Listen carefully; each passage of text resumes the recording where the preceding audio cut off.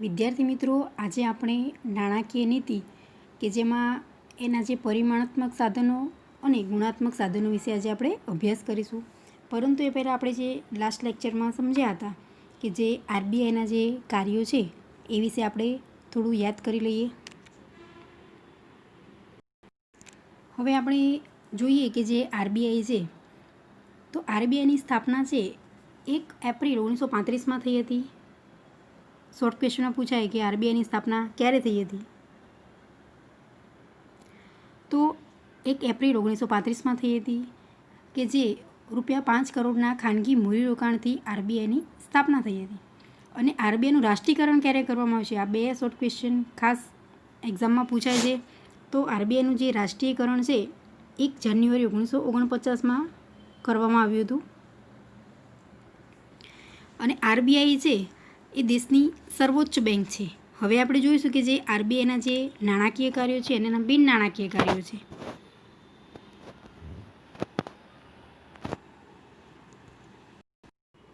તો આપણે જોઈએ કે જે આરબીઆઈના નાણાકીય કાર્યો, તો આરબીઆઈના જે સૌથી મહત્ત્વની જેમની જવાબદારી છે કે જે નાણાકીય જવાબદારીની, તો ચલણ બહાર પાડવાનું છે. બીજું છે સરકારની બેન્કર તરીકેનું કાર્ય. ત્રીજું કે બેન્કોની બેંક અને બેન્કોના અંતિમ સહાયક તરીકેનું કાર્ય. ચોથું છે શાખ નિયમનની કામગીરી. અને પાંચમું છે વિદેશી નિયમનની જાળવણીનું કાર્ય. આમ આરબીઆઈના જે નાણાકીય કાર્યો છે એ ખૂબ જ મહત્ત્વના છે કે આરબીઆઈ એ પોતે શું કરે છે, જે ચલણ બહાર પાડવાનું કાર્ય કરે. સૌથી મહત્ત્વનું આરબીઆઈનું શું છે કે જે પોતે ચલણી સિક્કાઓ છે અને ₹1ની જે કાગદી નોટ છે એ રજૂ નથી કરતી, એ બહાર નથી પાડતી. એ બહાર કોણ પાડે છે? સરકાર દ્વારા એ નાણું બહાર પાડવામાં આવે છે. પરંતુ ₹2 કે 2થી વધુ રકમની નોટો છાપવાની એ કામગીરી કોની છે? તો આરબીઆઈની છે, કે જે અન્યને શું કરે છે, એ રકમ એ પૂરી પાડે છે. અને આરબીઆઈ શું છે, એ સરકારની બેન્કર તરીકેનું કાર્ય કરે છે. કેન્દ્ર સરકાર, રાજ્ય સરકાર જે બેન્કો છે એમની, તો તેમના નાણાકીય એજન્ટ અને જે નાણાકીય સલાહકાર તરીકેની ફરજ બજાવે છે. તો આમ જે આરબીઆઈ બેન્કોની બેંક તરીકે છે, તેમજ જે શાખ નિયમનની કામગીરી કરે છે અને વિદેશી નિયમનનું છે એ જાળવણીનું કાર્ય એ આરબીઆઈ કરે છે. એટલે કે આરબીઆઈ શું કરે છે, વિદેશી નિયમનની ખરીદ વેચાણની કરી અને વિદેશી નિયમનની જે સરખામણીમાં ભારતના રૂપિયાનું મૂલ્ય જાળવે છે. તો આમ આરબીઆઈના જે નાણાકીય કાર્યો છે ખૂબ જ મહત્ત્વના છે. હવે આપણે જોઈશું કે જેના બિન નાણાકીય કાર્યો. તો આરબીઆઈના જે બિન નાણાકીય કાર્યો છે, તો શું કામ કરે છે આરબીઆઈએ? નિયમન અને દેખરેખની કામગીરીનું કાર્ય કરે છે, તેમજ પ્રોત્સાહન કાર્ય કરે છે. અને જે સમાવેશી વિકાસ માટેના જે કાર્યો એ આરબીઆઈ કરે છે, કે પ્રધાનમંત્રી જનધન યોજનાનું સંચાલન એ આરબીઆઈ કરવામાં આવે છે, આરબીઆઈ દ્વારા કરવામાં આવે છે. આમ આપણે આ સમજ્યા હતા એ ખૂબ જ 2 મહત્ત્વના ક્વેશ્ચન છે કે આરબીઆઈના નાણાકીય કાર્યો અને બિન નાણાકીય કાર્યો. હવે આપણે સમજીશું કે જે નાણાકીય નીતિ. તો હવે આપણે જોઈએ કે જે નાણાકીય નીતિ, તો નાણાકીય નીતિ એટલે શું? તો જે નાણાકીય સત્તા દ્વારા લેવાયેલા એવા સભાન પગલાં કે જે નાણાંના જથ્થા, ઉપલબ્ધિ અને નાણાંના ખર્ચમાં જે પરિવર્તન લાવે છે. એટલે કે આપણે કહી શકીએ કે જે અર્થતંત્રમાં નાણાંની માંગ અને નાણાંના પુરવઠાનું સંચાલન તેમજ એનું નિયંત્રણ કરવા અંગેની નીતિ એ શું છે? નાણાકીય નીતિ છે. કે આપણે જોઈ શકીએ કે જે ભારતમાં શરૂઆતના વર્ષોમાં નાણાકીય નીતિનો હેતુ નાણાંનું પ્રમાણ, એનું જે મૂલ્ય, એનું સ્વરૂપ એ નિયંત્રિત કરવાનો હતો. પરંતુ હાલ શું આપણે જોઈ શકીએ છીએ કે જે નાણાકીય નીતિનો ઉપયોગ છે એ શાખ સર્જનના નિયંત્રણ માટે થાય છે. એટલે કે નાણાકીય નીતિ એ શું છે? સામાન્ય આર્થિક નીતિના હેતુઓ સિદ્ધ કરવા માટે સર્વોચ્ચ બેંકના હસ્તક નાણાંના પુરવઠાને અંકુશિત કરવાના સાધનો સોંપતી નીતિ એ છે. વ્યાખ્યા પૂછાય કે નાણાકીય નીતિ એટલે શું? તો નાણાકીય નીતિ એ શું છે કે જે આર્થિક નીતિઓના હેતુ સિદ્ધ કરવા માટે સર્વોચ્ચ બેંકના હસ્તક નાણાંના પુરવઠાને અંકુશિત કરવાના સાધનો સોંપતી નીતિ. સર્વોચ્ચ બેંકના હસ્તક નાણાંના પુરવઠાને અંકુશિત કરવાના સાધનો સોંપતી નીતિ એ શું છે? નાણાકીય નીતિ છે. એટલે કે દેશમાં આર્થિક વિકાસની પ્રક્રિયા છે એ ધ્યાનમાં રાખી જે લોકોના હિતની જાળવણી થાય એ માટે સર્વોચ્ચ બેંક દ્વારા નાણાંનો પુરવઠો છે એ અંકુશિત કરવાનું કાર્ય કરવામાં આવે છે. એ શું છે? નાણાકીય નીતિ છે. હવે આપણે જોઈશું કે જે નાણાકીય નીતિના સાધનો. તો નાણાકીય નીતિ છે એના 2 સાધનો છે. પરિમાણાત્મક સાધન છે અને બીજું ગુણાત્મક. નાણાકીય નીતિ છે એના 2 સાધન જોવા મળે છે, પરિમાણાત્મક સાધનો અને બીજું છે ગુણાત્મક સાધનો. તો હવે આપણે સૌપ્રથમ સમજીશું કે જે પરિમાણાત્મક સાધનો શું છે, જે નાણાકીય નીતિના પરિમાણાત્મક સાધનો શું છે.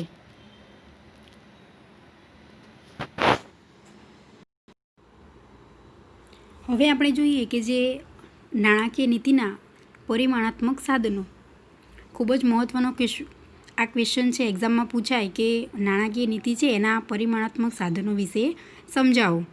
તો કુલ જે પરિમાણાત્મક સાધનો છે એના જે કુલ 7 મુદ્દા છે મેં અહીં દર્શાવ્યા છે. દરેક મુદ્દા પછી આપણે એને દ્વિસ્તૃતમાં સમજીએ. સૌપ્રથમ છે કે જે બેંક રેટ, બીજું છે રિપો રેટ અને રિવર્સ રિપો રેટ, ત્રીજું છે કપરા સમયમાં સ્થિરતા લાવવા માટેની જોગવાઈ, ચોથો મુદ્દો છે રોકડ અનામત પ્રમાણમાં ફેરફાર, પાંચમો મુદ્દો છે કાયદા માન્ય પ્રવાહિતાનું પ્રમાણ, છઠ્ઠો મુદ્દો છે ખુલ્લા બજારના જે કાર્યો અને સાતમો મુદ્દો છે આરબીઆઈના જે સરવૈયાને હુંડિયામણના વધતા કે ઘટતા પ્રમાણમાં આંચકાઓથી મુક્ત કરવા માટે સર્ટિલાઇઝેશનની નીતિ. આમ જે પરિમાણાત્મક સાધનો છે એ કુલ 7 છે. હવે આપણે દરેક છે જે સાધનો એને વિસ્તૃતમાં સમજીએ. હવે આપણે જોઈએ કે જે સૌપ્રથમ છે કે જે બેંક રેટ. તો બેંક રેટ શું દર્શાવે છે? તો વેપારી બેંકો નાણાંની અછત અનુભવે ત્યારે આરબીઆઈ પાસે નાણાં ઉધાર લે છે. એટલે કે આરબીઆઈ વેપારી બેંકોને લાંબા ગાળાનું ધિરાણ જે વ્યાજના દરે આપે તેને બેંક રેટ કહે છે. તો ક્વેશ્ચન શોર્ટ પૂછાય કે બેંક રેટ એટલે શું? તો બેંક રેટ એ દર્શાવે છે કે જ્યારે વેપારી બેંકો નાણાંની અછત અનુભવે છે, એટલે કે એમની પાસે વેપારી બેંકો પાસે જે નાણાં હકીકતમાં જ્યારે જરૂરિયાત હોય છે ત્યારે હોતા નથી, તો એવા સમયે એ નાણાં ક્યાંથી પોતાની જે બેંક છે એ બેંકમાં નાણાં એ ક્યાંથી મેળવશે? તો આરબીઆઈ પાસે નાણાં એ ઉધાર લે છે. વેપારી બેંકોએ આરબીઆઈ પાસે નાણાં ઉધાર લે છે અને આરબીઆઈ વેપારી બેંકોને લાંબા ગાળાનું જે ધિરાણ આપે છે, જે નાણાંની અછત હોય છે વેપારી બેંકો પાસે, તો આરબીઆઈ એ નાણાં છે એમને ચૂકવે છે, એટલે કે આરબીઆઈ ધિરાણ આપે છે. પરંતુ એ ધિરાણ પર જે વ્યાજ દર લે છે તો એ આપણે એને કહી શકીએ કે જે બેંક રેટ. હવે અર્થતંત્રમાં ફુગાવો હોય ત્યારે આરબીઆઈ બેંક રેટ વધારી નાણાંનો પુરવઠો ઘટાડે છે, જેથી ફુગાવો ઓછો થાય. કે જ્યારે એવી પરિસ્થિતિ આવે છે કે ફુગાવો અર્થતંત્રમાં જોવા મળે છે, તો એ સમયે આરબીઆઈ પોતે શું કરે છે? બેંક રેટ છે એ વધારી દે છે અને નાણાંનો પુરવઠો એ ઘટાડે છે. આરબીઆઈ પોતે જ શું કરે છે? જે બેંકના દર હોય છે એ વધારી દેશે અને એના કારણે જે પુરવઠો છે નાણાંનો એ ઘટતો જોવા મળે છે. એટલે કે ફુગાવો એકંદરે કેવો થાય ત્યારે ઓછો જોવા મળે. અને બેંક રેટ એ ખૂબ નીચો રાખવાની નીતિને સસ્તા નાણાંની નીતિ કહે છે. બેંક રેટ છે એ ખૂબ નીચો રાખવામાં આવે છે, તો એ નીતિને શું કહીશું આપણે? સસ્તા નાણાંની જે નીતિ. તેમજ બેંક રેટ ખૂબ ઊંચો રાખવાની નીતિ છે તો એ મોંઘા નાણાંની નીતિ છે. ખાસ અહીં સમજવાનું છે કે જો બેંકનો દર એ ખૂબ નીચો રાખવામાં આવે છે તો એ સસ્તા નાણાં નીતિ છે, અને જ્યારે બેંકનો રેટ એ ઊંચો રાખવામાં આવે છે તો એ શું છે? જે મોંઘા નાણાંની નીતિ આપણે કહી શકીએ છીએ. તો હવે આપણે જોઈએ તો ભારતમાં જે બેંક રેટના વલણો અહીં અલગ અલગ વર્ષો છે એમાં દર્શાવે છે કે બેંક રેટ એ શું જોવા મળે છે. કોષ્ટકમાં મેં દર્શાવ્યું છે કે 1953માં જે બેંક રેટ જોવા મળે છે તો 3.5% છે, જ્યારે 1981માં જે બેંકનો રેટ એ 10% જોવા મળે છે, અને 1991 છે તેમાં બેંકનો રેટ એ 12% જોવા મળે છે, અને 2016માં જે બેંક રેટ છે એ 7% છે, અને 2019 છે તેમાં બેંકનો રેટ એ 5.65% છે. તો આમ અલગ અલગ વર્ષો આપેલા છે તો એના આધારે બેંક રેટ એ અલગ અલગ આપણને અહીં જોઈ શકીએ છીએ.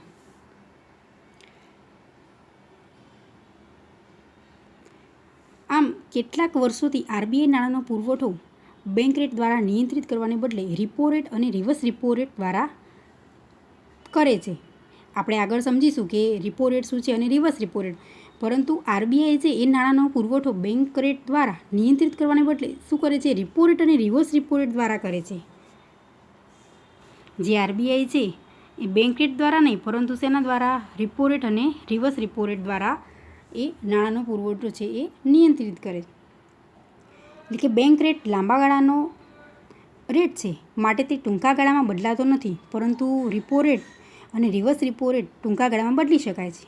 બેંકનો દર છે એ કેવો છે કે જે લાંબા ગાળા સુધી એના જ જોવા મળે છે, એમાં ચેન્જીસ કોઈ કરી શકાતા નથી.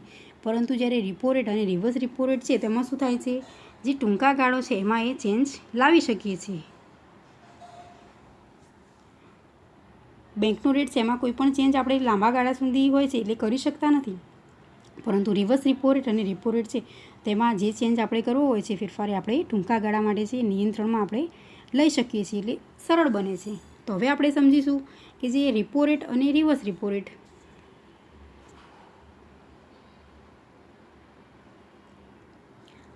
તો સૌપ્રથમ આપણે જોઈએ કે જે રિપો રેટ છે એ શું છે? તો વેપારી બેંકોની ખૂબ ટૂંકા ગાળા માટે નાણાંની જરૂર પડે છે ત્યારે તેઓ આરબીઆઈ પાસે નાણું લે છે, તેમજ જે દર આરબીઆઈ વેપારી બેંકોને આવું નાણું આપે છે તે રેપો રેટ છે. શોર્ટ ક્વેશ્ચનમાં પૂછાય કે રેપો રેટ શું છે?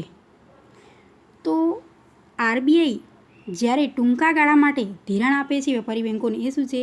રિપો રેટ. અને એના પર જ્યારે વેપારી બેંકોને જરૂરિયાત હોય છે ત્યારે જ આરબીઆઈ પાસે જે નાણું છે એ મેળવવા માટે શું કરે છે? પોતે અરજી કરે છે, અને એ ટૂંકા ગાળા માટે છે. ખાસ સમજવાનું, રિપો રેટ છે એ કેવા ગાળા માટે છે? લાંબા ગાળા નહીં, પરંતુ ટૂંકા ગાળા માટે છે.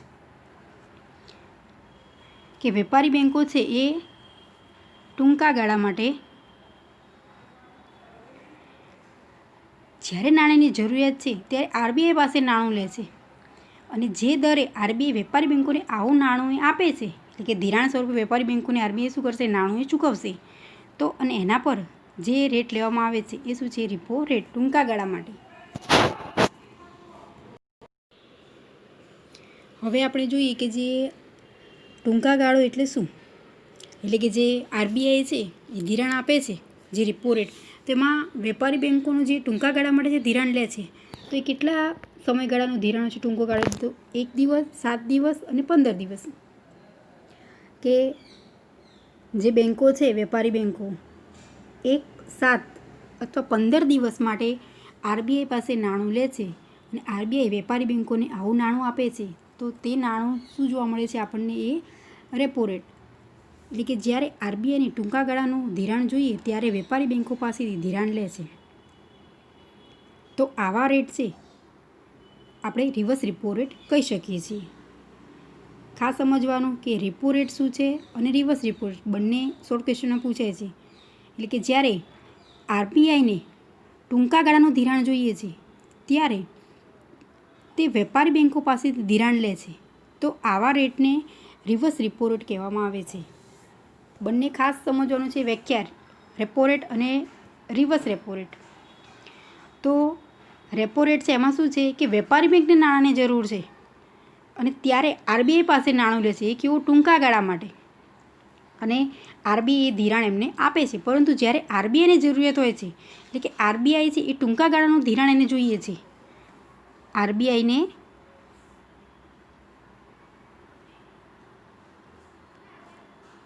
ટૂંકા ગાળાનું ધિરાણ જોઈએ ત્યારે વેપારી બેંકો પાસેથી ધિરાણ લે છે. કોની પાસે લેવાનું છે અહીંયા? કે વેપારી બેંકો પાસેથી ધિરાણ લે છે, તો આવા રેટને રિવર્સ રિપો રેટ તરીકે આપણે ઓળખી શકીએ છીએ. રિપો રેટ અને રિવર્સ રિપો રેટમાં શું તફાવત છે? ખ્યાલ આવી ગયો કે બંનેમાં ખાસ સમજવાનું છે કે જે રેપો રેટ છે એમાં શું છે? તો વેપારી બેંકને જ્યારે જરૂરિયાત છે ત્યારે આરબીઆઈ ધિરાણ ચૂકવે છે, અને જ્યારે રિવર્સ રિપો રેટ એવું છે કે જ્યારે આરબીઆઈને જરૂર છે નાણાંની ત્યારે વેપારી બેંકો પાસેથી એ ધિરાણ લે છે, અને વેપારી બેંકો એમને ધિરાણ ચૂકવે છે. એના પર જે વ્યાજ ચૂકવવાનું છે એ શું કહીશું આપણે? Reverse repo rate. હવે આપણે કે જ્યારે વેપારી બેંકોને આરબીઆઈ જેને લોન આપવા માટે વધુ આકર્ષણ થાય છે, એટલે કે વધારે નાણાં આરબીઆઈને ધિરાણ પેટે આપે છે.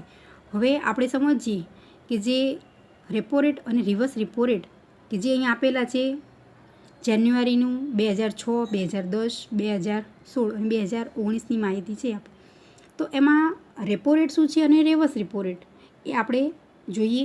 તો સૌપ્રથમ કે જાન્યુઆરી 2006માં જે રેપો રેટ છે એ 6.50% છે, જ્યારે રિવર્સ રેપો રેટ કેટલો જોવા મળે છે 5.50%. માર્ચ 2010માં જે રેપો રેટ છે એ 5.0% છે, જ્યારે રિવર્સ રેપો રેટ છે 3.50% જોવા મળે છે. અને ઓગસ્ટ 2016માં જે રેપો રેટ છે એ 6.5% છે અને રિવર્સ રેપો રેટ છે 6% છે. અને 2019માં જે રેપો રેટ છે એ 5.40% છે અને રિવર્સ રેપો રેટ છે એ 5.15% છે. આમ અલગ અલગ વર્ષોમાં જે રેપો રેટ અને રિવર્સ રેપો રેટ છે એ આપણે જોયું. તો ખાસ ધ્યાનમાં રાખવાનું છે કે જે રિવર્સ રેપો રેટ શું છે અને રેપો રેટ શું છે અને બેંક રેટ, આ ત્રણેય છે એ શોર્ટ ક્વેશ્ચનમાં ખૂબ જ મહત્ત્વના છે. હવે આપણે જોઈએ કે જે કપરા સમયમાં સ્થિરતા લાવવા માટેની જે જોગવાઈ,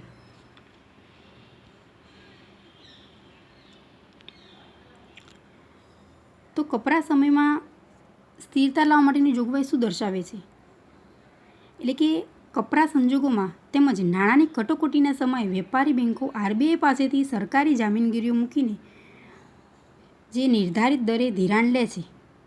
કપરો સમય લઈશું એવી જે કન્ડિશન જે ખૂબ જ આપણે કહી શકીએ કે જે કટોકટીની એટલે કે અછત હોય એ સમય શું જોવા મળે છે? નાણાંની અછત જોવા મળે છે. જે કપરા સંજોગો અને જ્યારે જે નાણાંની કટોકટી હોય છે.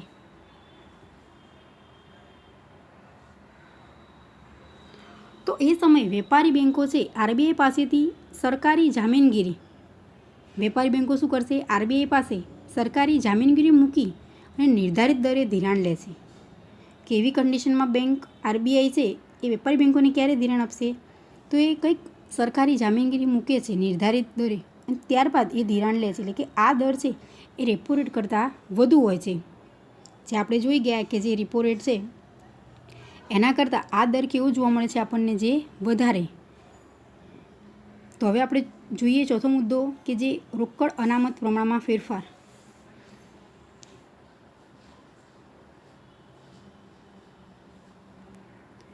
તો રોકડ અનામત પ્રમાણમાં ફેરફાર તો આપણે એને કહી શકીએ કે કેશ રિઝર્વ રેશિયો.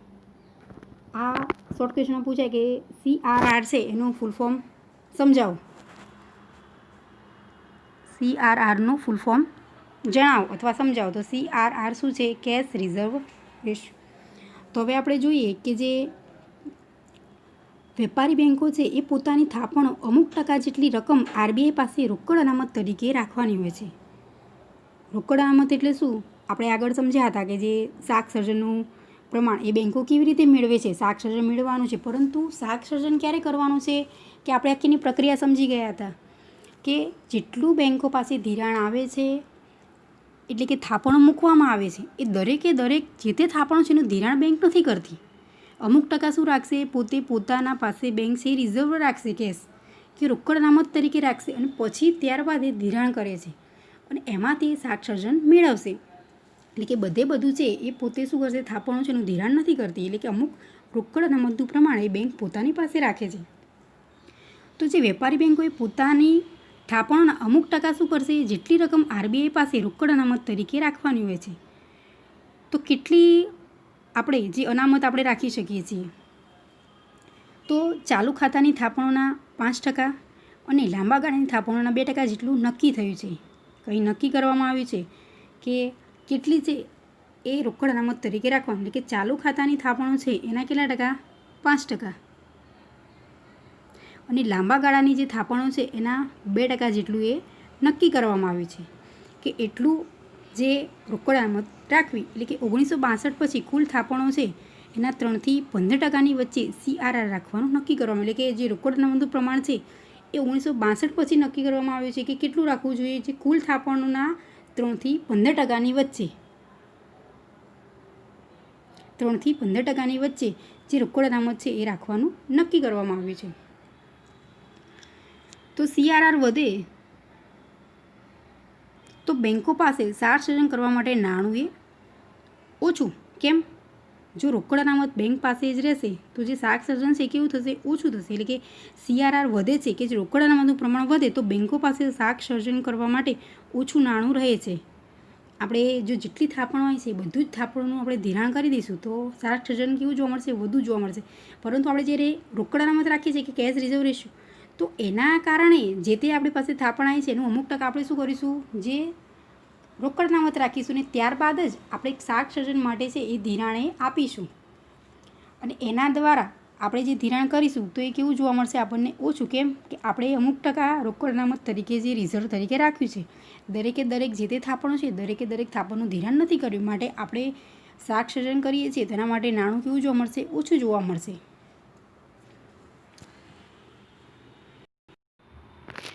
હવે આપણે જોઈએ જે પાંચમો મુદ્દો કે જે કાયદા માન્ય પ્રવાહિતાનું પ્રમાણ. તો જે રોકડ અનામતનું પ્રમાણ RBI પાસે શું કરવામાં આવે છે? કેશ રિઝર્વ રેશિયો તરીકે આપણે રાખીએ છીએ. અને જે કાયદા માન્ય પ્રવાહિતાનું પ્રમાણ પણ શું કરવામાં આવે છે? રાખવામાં આવે છે. એટલે કે બેન્કિંગ રેગ્યુલેશન એક્ટ મુજબ દરેક વેપારી બેન્કોએ CRRથી જુદા અને પોતાના જે કુલ થાપણોના 25% જેટલું મૂલ્ય નકદ, સોનું અને સરકારી જામીનગીરી સ્વરૂપે રાખવું જરૂરી છે, જેને કાયદા માન્ય પ્રવાહિતાનું પ્રમાણ કહેવામાં આવે છે. કાયદા માન્ય પ્રવાહિતાનું પ્રમાણ એટલે શું?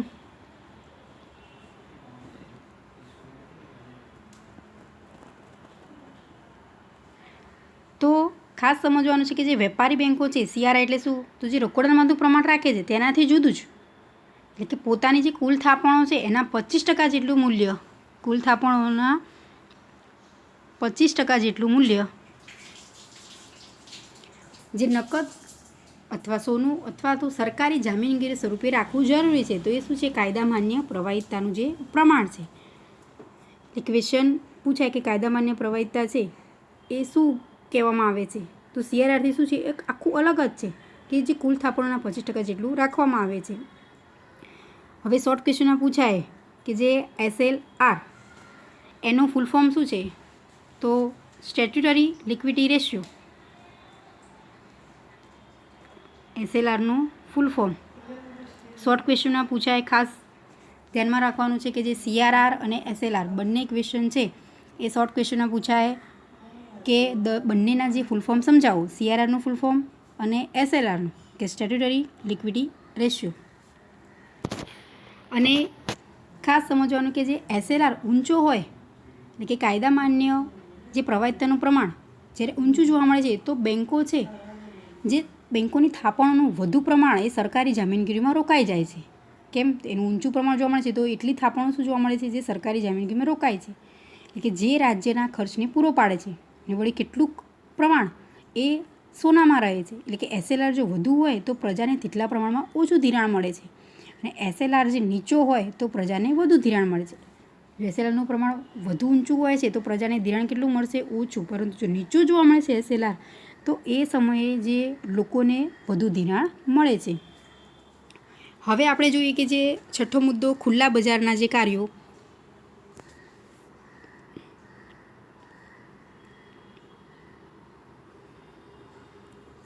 તો અર્થતંત્રમાં નાણાંનો પુરવઠો વધારવા કે ઘટાડવા RBI ખુલ્લા બજારમાં સરકારી જામીનગીરીનું ખરીદ વેચાણ કરે છે.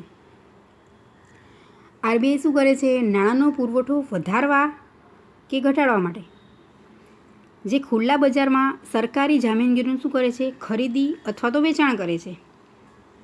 એટલે કે RBI સરકાર પાસેથી જામીનગીરીની ખરીદી કરે છે તો અર્થતંત્રમાં નાણાંનો પુરવઠો વધે છે. તેમજ જ્યારે ખુલ્લા બજારમાં વેચે છે ત્યારે નાણાંનો પુરવઠો ઘટે છે. અને આ કાર્ય ફુગાવો કે મંદીમાં જે નિયંત્રણ માટે કરવામાં આવે છે. શા માટે આવું કાર્ય કરવામાં આવે છે? RBI શા માટે જે જામીનગીરીનું છે એનું ખરીદ વેચાણ કરે છે? તો જે ફુગાવો છે કે મંદી એને નિયંત્રિત કરવા માટે RBI આ કામ કરે છે. એટલે કે સરકાર પાસેથી જામીનગીરીઓ ખરીદે છે અને અર્થતંત્રમાં નાણાંનો પુરવઠો વધે છે. નાણાંનો પુરવઠો શું જોવા મળે છે? વધતો જોવા મળે છે. અને જ્યારે ખુલ્લા બજારમાં જે વેચાણ માટે મૂકે છે અને વેચે છે ત્યારે નાણાંનો પુરવઠો એ ઘટે છે. ખરીદે નાણાંનો પુરવઠો વધશે જામીનગીરી, પરંતુ જો જામીનગીરીનું વેચાણ કરવામાં આવે છે તો એ સમયે નાણાંનો પુરવઠો એ ઘટે છે. અને આ કાર્ય એ ખાસ કે જે ફુગાવો છે એને નિયંત્રણ કરવા માટે કરવામાં આવે છે. હવે આપણે જોઈએ કે જે 7મો મુદ્દો આરબીઆઈ છે એના સરવૈયાને હુંડિયામણના જે વધતા કે ઘટતા પ્રમાણના આંચકાઓથી મુક્ત કરવા માટે સર્ટિલાઇઝેશનની નીતિ.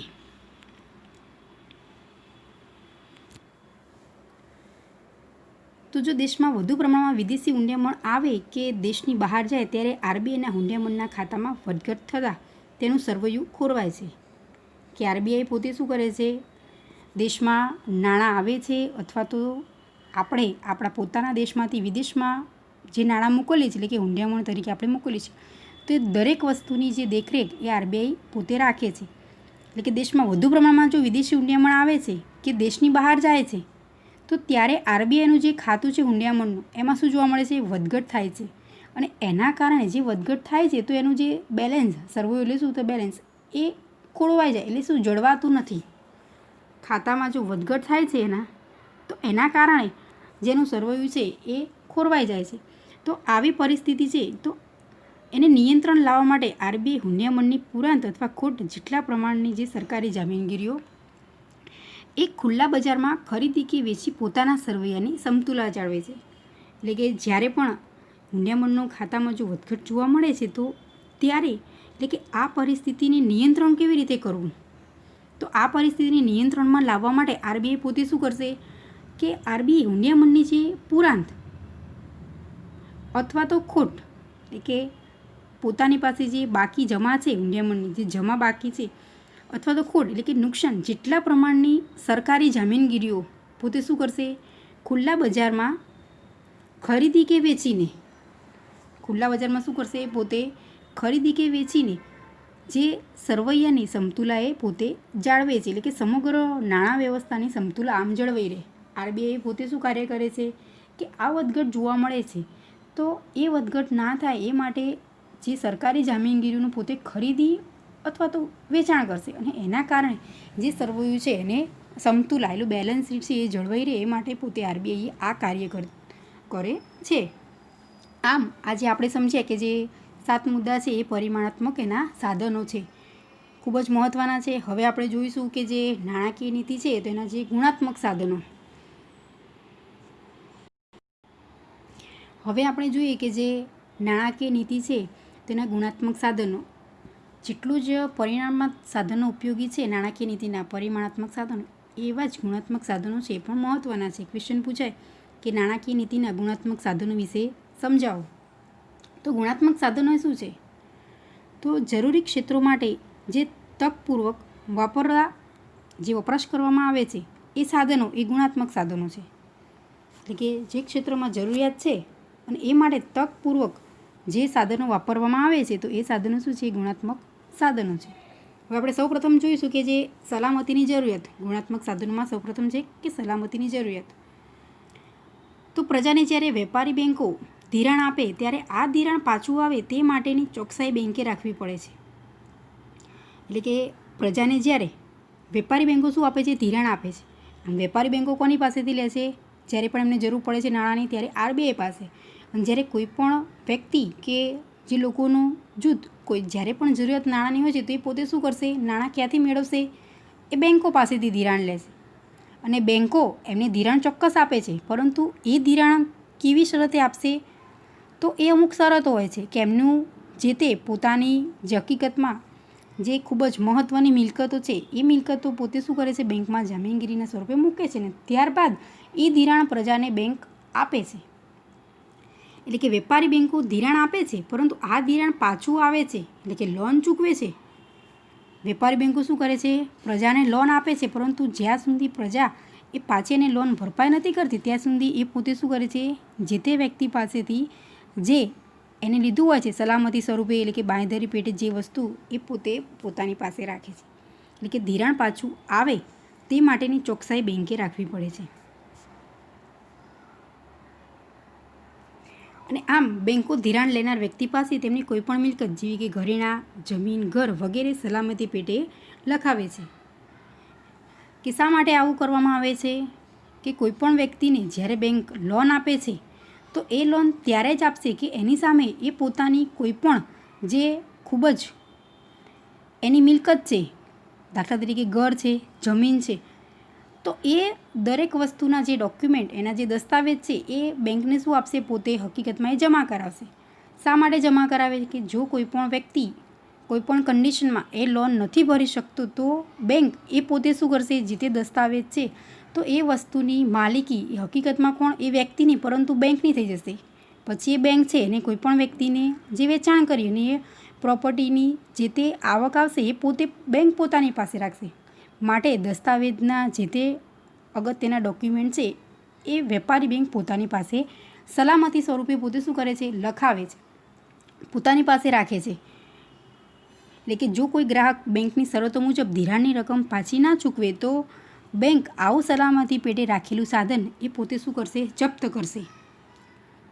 એટલે કે કોઈ પણ કારણસર કોઈ વ્યક્તિ કે જે લોન લે છે અને હકીકતમાં એ લોન પોતે પાછી નથી આપી શકતો બેંકને, એટલે કે લોન ભરપાઈ નથી કરી શકતો, તો એ સમય દરમિયાન બેંક એ સલામતી પેટે જે તે વસ્તુ એને રાખેલી છે. દાખલા તરીકે એ વ્યક્તિનું ઘર છે તો એ ઘરની માલિક એ કોઈ વ્યક્તિ નહીં, પરંતુ કોણ બનશે? બેંક બનશે. શા માટે? કેમ કે એ સામે બેંકે એ વ્યક્તિને લોન ધિરાણ આપેલી છે અને જો નથી ભરપાઈ કરી શકતા તો એની જે તે માલિક એ પોતે બેંક જોવા મળશે. આપણે જોઈ શકીએ છીએ કે દેશના દરેક વર્ગને બેંકનું ધિરાણ મળે છે, તથા ખેતી જેવા ક્ષેત્રોને જે સરખો વિકાસ થાય તે માટે પણ અલગ અલગ વર્ગ પાસે ઓછા વધતા પ્રમાણમાં સલામતી પેટે લખાવવાની પદ્ધતિ એ આરબીઆઈ વેપારી બેંકોને આદેશ આપે છે. એટલે કે ખેડૂતોને પણ શું આપવામાં આવે છે? જ્યારે પણ જરૂરિયાત હોય છે ધિરાણની તો એ બેંકો એમને પૂરું પાડે છે. હવે આપણે બીજું જોઈએ કે જે માર્જિનની જરૂરિયાત.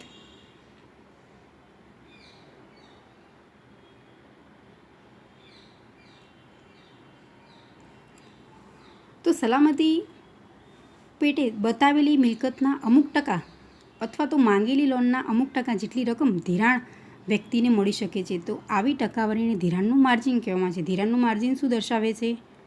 કે જે સલામતી પેટે આપણે જોઈ ગયા ઉપર કે સલામતી પેટે કોઈ પણ વ્યક્તિ લોન લે છે તો બેંકને આપે જ છે. શા માટે? કે બેંક એમને ધિરાણ આપે છે અને વ્યક્તિ એ સલામતી આપે છે કે હું આ ધિરાણ જો ભરપાઈ ના કરી શકું તો એના બદલામાં જે તે વસ્તુ એને સલામતી પેટે આપી છે, દાખલા તરીકે ઘર આપ્યું છે, તો એની માલિક કોણ બનશે? એ બેંક બનશે. એટલે કે સલામતી પેટે બતાવેલી મિલકતના અમુક ટકા અથવા તો જે માંગેલી લોનના અમુક ટકા જેટલું જે રકમનું ધિરાણ એ વ્યક્તિને મળે છે. તો આવી ટકાવારીને ધિરાણનું માર્જિન કહેવામાં આવે છે. એટલે કે આરબીઆઈ જુદા જુદા વર્ગો માટે જુદા જુદા માર્જિન રાખવાની એ પોતે ભલામણ કરે છે. હવે આપણે જોઈએ ત્રીજો મુદ્દો કે જે ધિરાણની ટોચ મર્યાદા. તો કોઈપણ વ્યક્તિ માટે ધિરાણની ટોચ મર્યાદા આરબીઆઈ નક્કી કરે છે કે કેટલું ધિરાણ આપવું. કોઈપણ વ્યક્તિ છે એને ધિરાણ કેટલું આપવું, તો એ ધિરાણ કોણ નક્કી કરશે? જે આપવાનું છે આરબીઆઈ નક્કી કરે છે. અને આરબીઆઈ એ શાના અનુસંધાને નક્કી કરશે?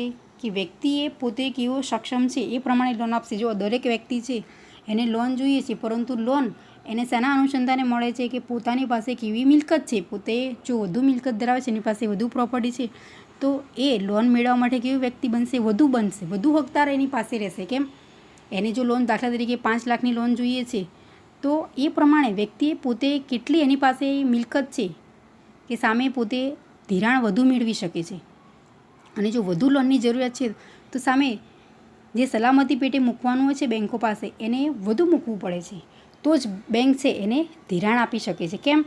કે બેંક પોતે પોતાની પાસે શું રાખશે? પ્રૂફ રાખશે કે હકીકતમાં હું આ વ્યક્તિને ધિરાણ આપું છું તો એ વ્યક્તિ એ ધિરાણે ભરપાઈ કરી શકશે કે નહીં. સક્ષમ વ્યક્તિને જ વધુ લોન આપવામાં આવે છે કે માટે એ ધિરાણે પોતે શું કરી શકે? ભરપાઈ કરી શકે.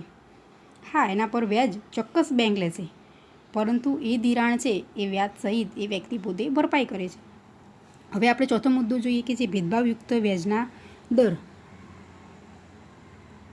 તો અલગ અલગ પ્રકારના ધિરાણ માટે અલગ અલગ વ્યાજના દર રાખવાની પદ્ધતિ આરબીઆઈ સૂચવે છે, જેને ભેદભાવયુક્ત વ્યાજ દર નીતિ કહેવામાં આવે છે. તો ભેદભાવયુક્ત એટલે શું?